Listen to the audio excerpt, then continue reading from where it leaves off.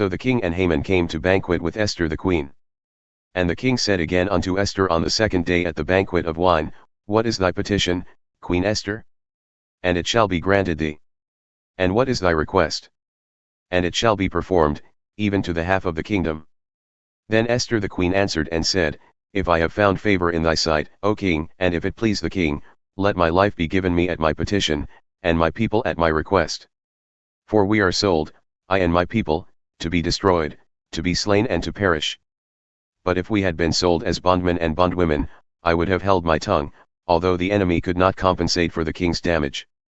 Then King Ahasuerus answered and said unto Esther the queen, Who is he, and where is he, who dared presume in his heart to do so? And Esther said, The adversary and enemy is this wicked Haman. Then Haman was afraid before the king and the queen.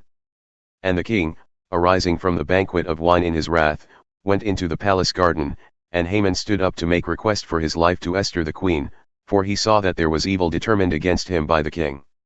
Then the king returned from the palace garden into the place of the banquet of wine, and Haman had fallen upon the bed whereon Esther was. Then said the king, Will he force the queen also before me in the house?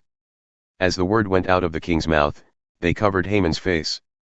And Harbonah, one of the chamberlains, said before the king, Behold also the gallows 50 cubits high which Haman had made for Mordecai, who had spoken good for the king, standeth in the house of Haman.